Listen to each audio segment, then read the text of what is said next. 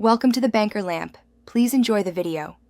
You start by verifying eligibility and registering immediately. This avoids last-minute disqualifications. Once done, collect the rules document, seeding criteria, and bracket software so you can act fast. You should also run a connectivity and hardware check.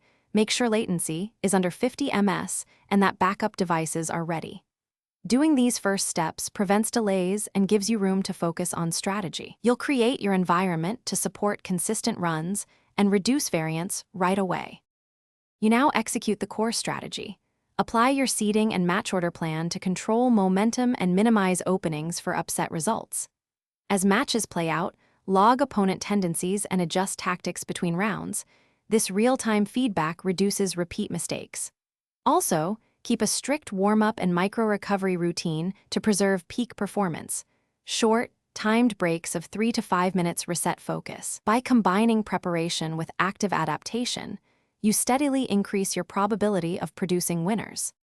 You finish by validating outcomes against official criteria, submitting winner names, and archiving match recordings and logs for verification. Once done, reconcile any score discrepancies using tie-break procedures and clear documentation so decisions are transparent. If stakeholders question results, pause further announcements, collect server logs and timestamps, and escalate through the designated appeals channel. This preserves integrity and allows fair resolution. Following these final steps ensures winners stand up to scrutiny and reduce. Thanks for watching. If this was helpful, leave a like and consider subscribing. See you next time.